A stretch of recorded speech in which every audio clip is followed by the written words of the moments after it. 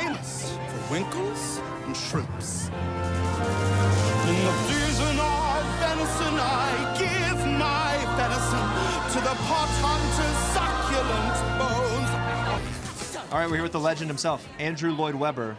If not for you, none of this would exist. How exciting is a night like this for you? You've done some things, but this seems like a big moment for anyone. I guess, actually, when you think about it, if it hadn't been for T.S. Eliot, none of this would exist.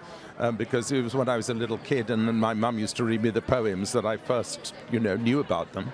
And it's strange to think now. I mean, it's nearly 40 years on from the opening of the stage show that we're here. And it's kind of almost surreal because... it was something I wrote when I was 30 years old. And here am I, 71, and now so it's on the screen. It's incredible. But, you are such a legend of the stage. How does it feel to have one of your greatest works translated onto the big screen? And did you ever doubt that this moment would come? It's such a specific experience when you see it on the stage. Did you ever think, I don't know if this can really make the leap onto the big screen, or is this a long-held hope for you? Well, I really didn't think it would make it to the screen, I have to admit. I mean, it was originally thought of as an animated feature when it was first mooted as a film 30 years ago now. And then when that didn't happen, I thought, well, that's probably that, because it is such a uniquely theatrical piece in a way, and the way it evolved was so much for the theatre.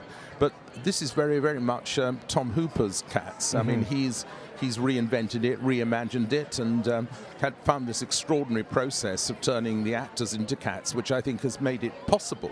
And of course, it's very, very exciting and very interesting to me. I mean, I'm going to be fascinated to see what an audience makes of it now. All of those years later, we were pretty unsure.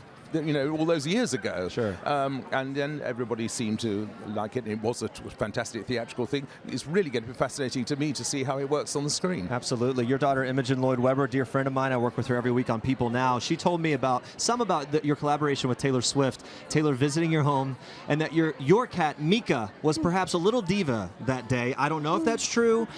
No, I think Mika was a great help that day. Oh, was she a help that day? Okay, good. She is a lovely, lovely Turkish van cat. Okay. But as you probably know, Taylor has cats. I have cats. And, yes. Although I have actually just taken possession of a puppy. Oh, really? Oh, scandal. We won't go into that. No, wrong place. It's the wrong place. Scandal brewing. But talk some about the collaboration with Taylor Swift and what that rapport was like and how that played out for you.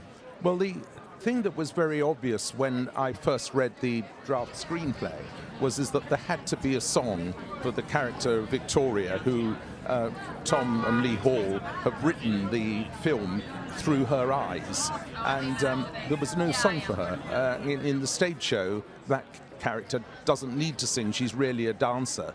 But I really felt we did need a song, and when Taylor and I were working on Macavity, and as you'll see, she gives a wonderful performance playing in that, singing Macavity. That's when I realized that that it might be worth just asking her if she'd be interested in doing the lyric, and she was, and she wrote a really very, very brilliant lyric, and Sure.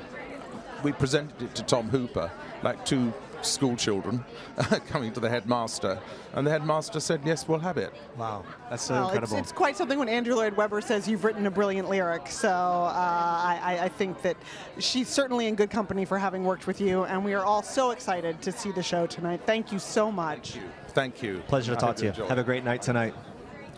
Not every day that you get to speak with a living legend, right? That was Sir Lloyd Webber, frankly, to all of us. To be clear.